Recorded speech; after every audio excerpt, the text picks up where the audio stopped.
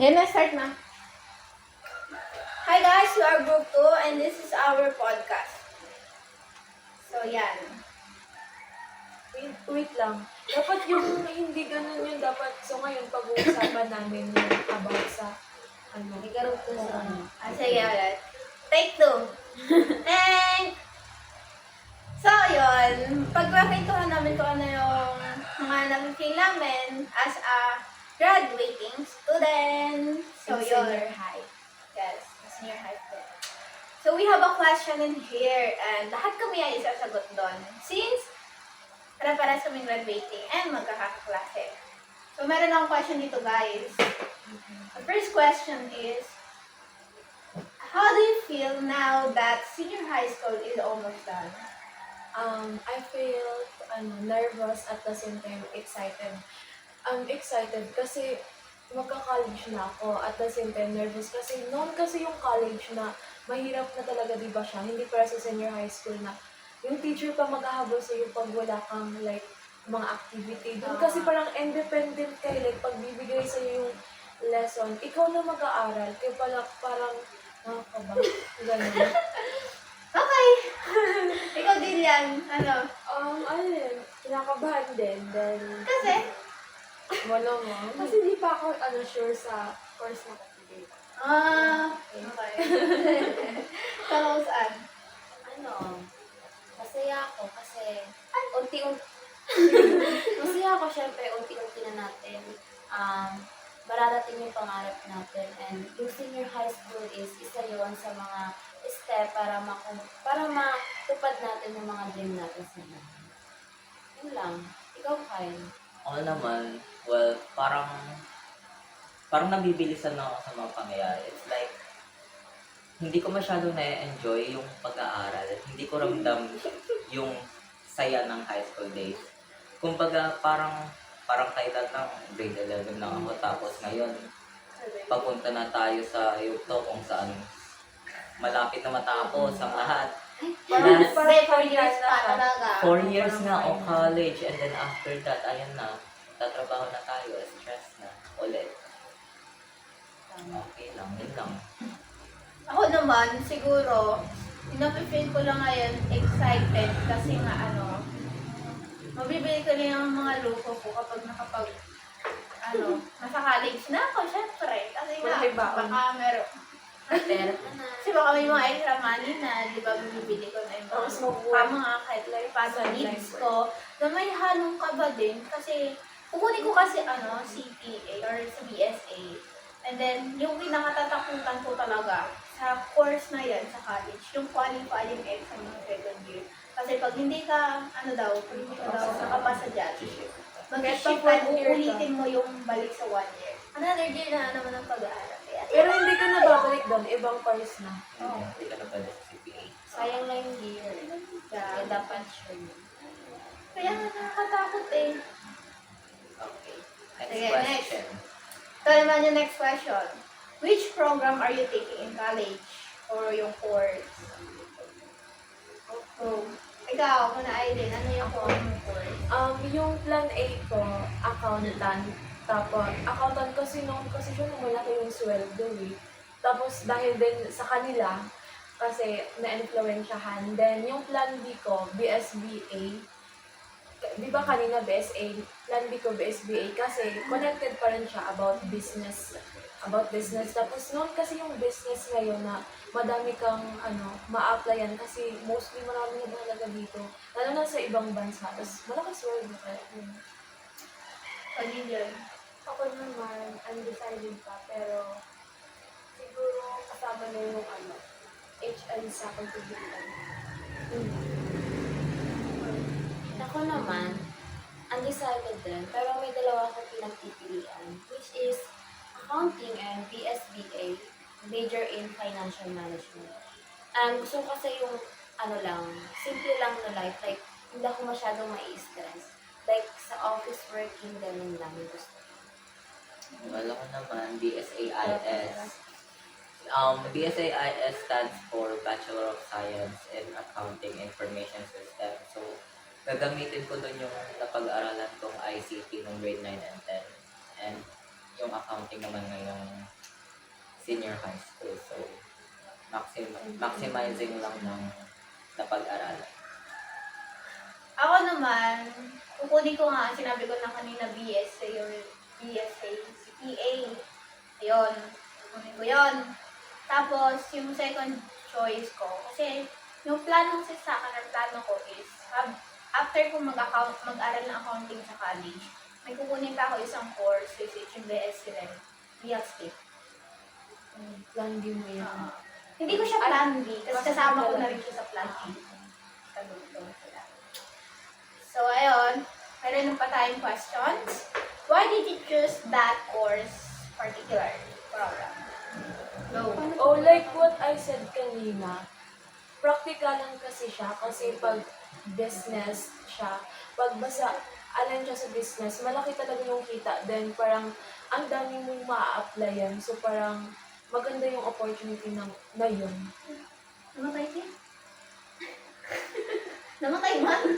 10 to 20 minutes lang yung ano dito. Marami naman kanya. Ikaw pa naman Sila yan, naman mag-go i-edit. na. So, ayun. May bilisan na lang to.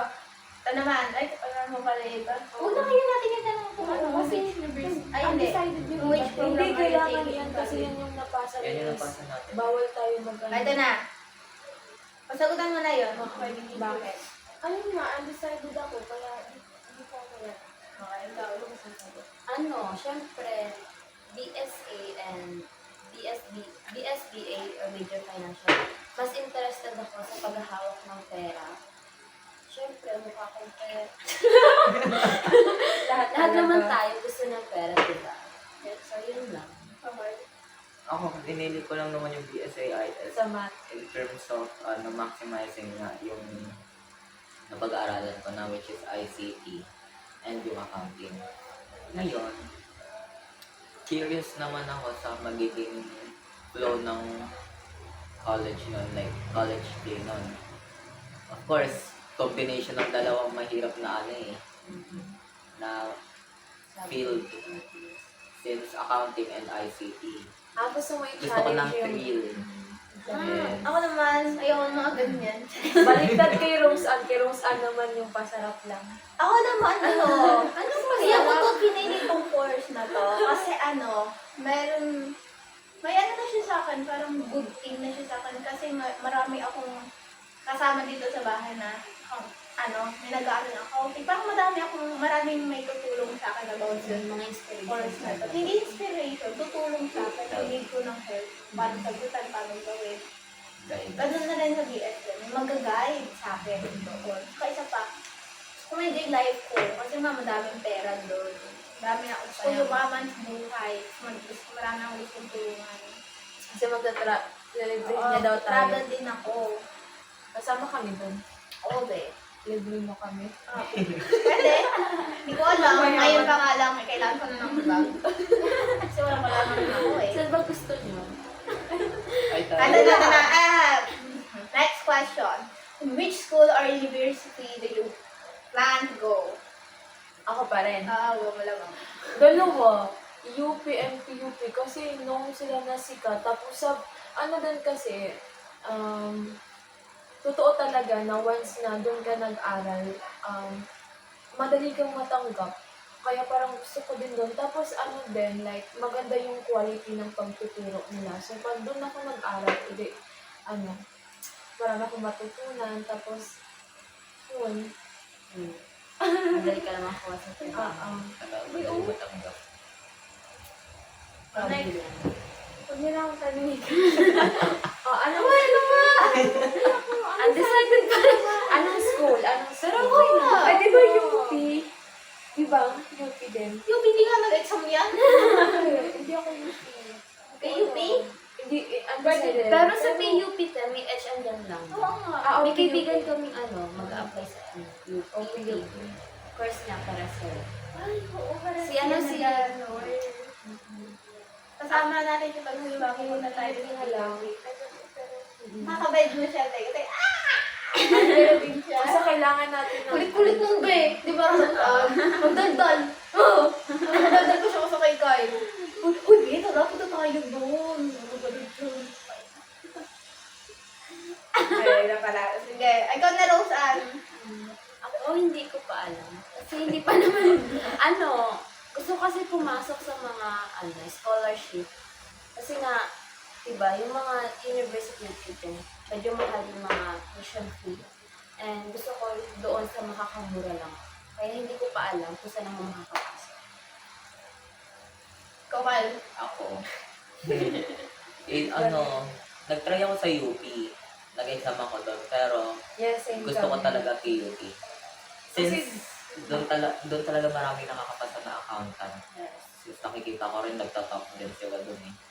Yung PUP. Kasi priority nila yung kasi accountant sa PUP. Yes, gusto ko priority ako yun. Ay, Ako naman, siguro PUP din. Kasi nga more, na siya, common na yung accountant doon. Yeah. Tsaka, siya, may opportunity siya kapag nag-apply ka sa mga company dito sa Philippines. Yeah. Tapos, second choice ko siguro, RTU.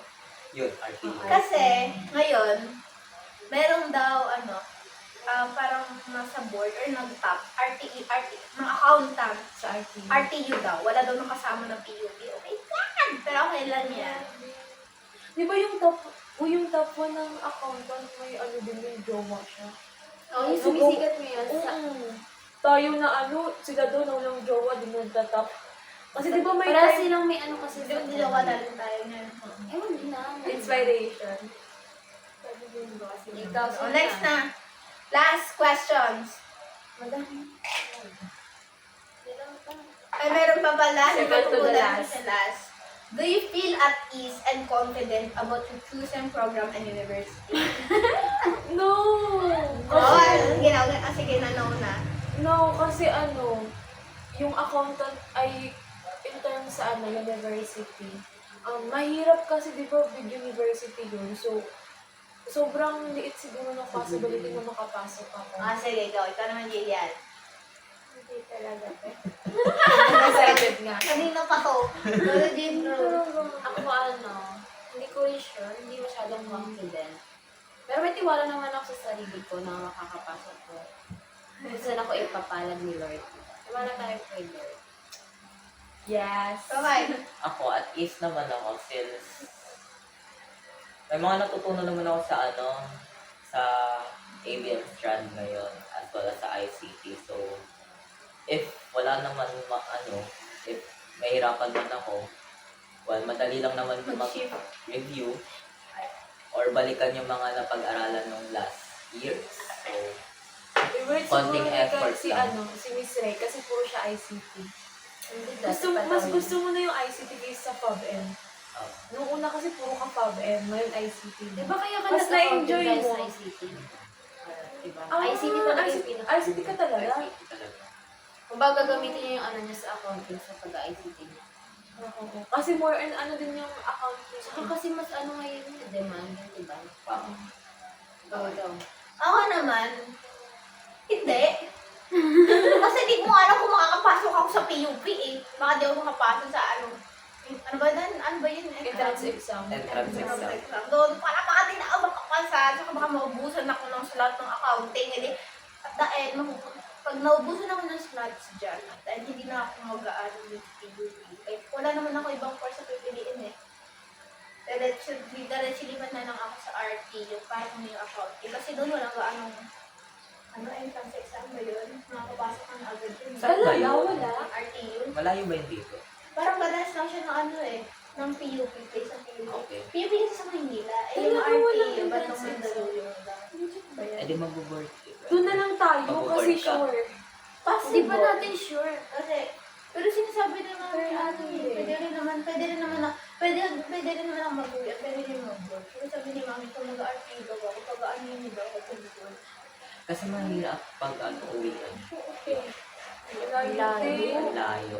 Hassle sa May kapangyarihan lang ako maglako. Evictus. Teleport. Yung sa Encantadia. Victus nga. Evictus nga. Ay, Victus tawag. Hindi ko alam ano nangyayari sa buhay ko kapag na-board ako. Tapos kasama ko, hindi ko makakilala. Yun nga. Baka lagi ako makapag-away sa bukol. Kaya lang magsikilos.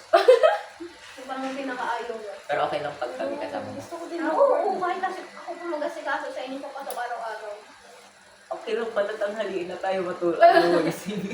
Tingnan nga ngayon, naghiga lang tayo, tapos siya luto Okay, ng next pagkain. question na. Okay, sige. Let's move on. Lastly, what advice would you give to other students who are still unsure about their college plans? Guys, Sige, wait lang. Go. Ano ma-advise mo kay Jillian? Like, for me, kilalanin mo yung sarili mo talaga, like mag-research ka or kung ano talaga gusto mo. Mag-research ka, tapos tapos magbasa ka, tapos pag parang you find it interested, like mag-research ka talaga doon, tapos parang ilagay mo siya sa list mo para may pagpipilian ka kung ano talaga yung mo. Kasi mahirap din yun pag undecided ka. Tapos makukulangan ka ng time, di ba? Magka-college na. So, kailangan ngayon pa lang, mag-research ka na. Okay, let's Kaya move mo yan. on. Ako naman, dati hindi ako decided talaga sa accounting, pero tinanong ko yung sarili ko. Try mo tanong yung sarili mo, ano ba talaga yung gusto mo? Ano ba talaga yung gusto mong gawin sa buhay? Huwag si kulot ah. Ikaw mo. Ayun. Basta may maano naman yan eh. Wala yun. Talaga it's... Huwag yun ay yun. Pati nga si Rose. Kawai. Ay. Make use of your strength. Parang, di ba, magaling ka man talaga. Make use of that. Kasi, doon lang din ako nag-base sa pag-pick ko ng ng kukunin kong course and possibility na maging work ko. Kasi kapag hindi ka interesado sa ginagawa mo, I don't think na magagawa mo siya na maayos. May enjoy mo siya. Parang pilit ka lang na gawin yun. So, Survival. oo. Yan yung nangyayari sa kanya ngayon. Oo. Sa Hindi IBM. talaga siya ABM dapat. Naubusan siya ng slot. Feeling ko pag nakuha niya yung yung strand na gusto na, hindi na siya undecided. Kasi aligned na yun eh. Oo. Ako naman.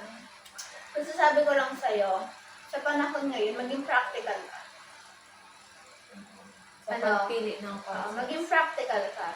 Huwag lang yung, kung pipiliin nyo, huwag naman totally huwag piliin. Wait lang, hindi na Wait kay lang. Jillian, no? Pati sa inyo. Mga undecided. Siguro, maging practical ka sa panahon, like madami na kasi maghihirap ngayon.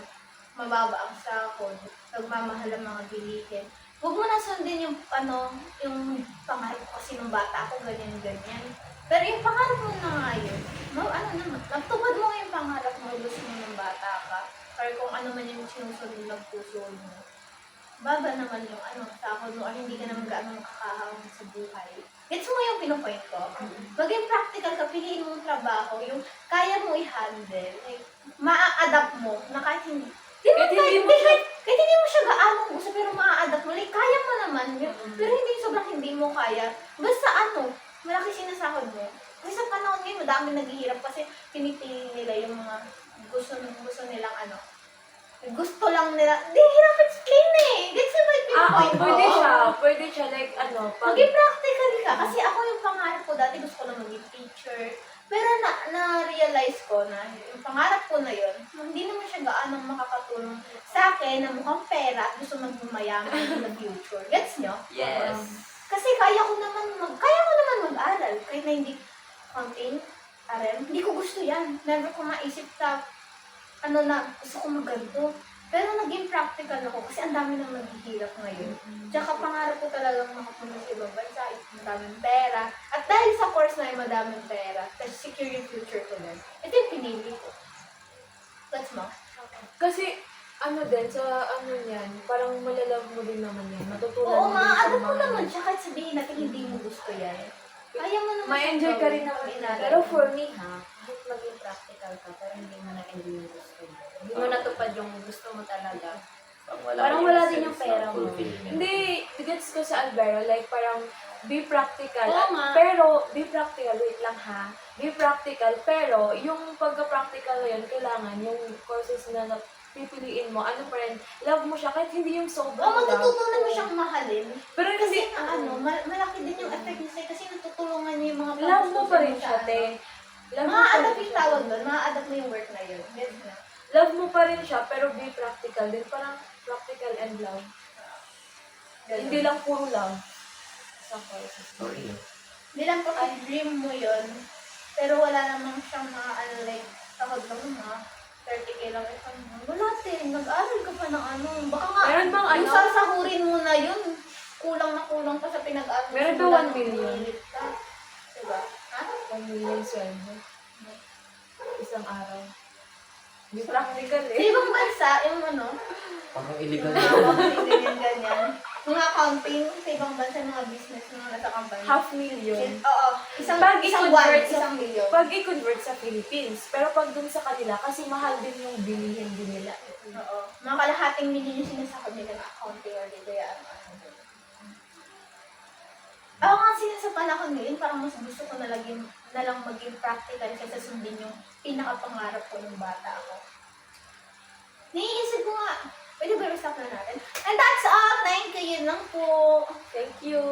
Bye. I hope you have learned.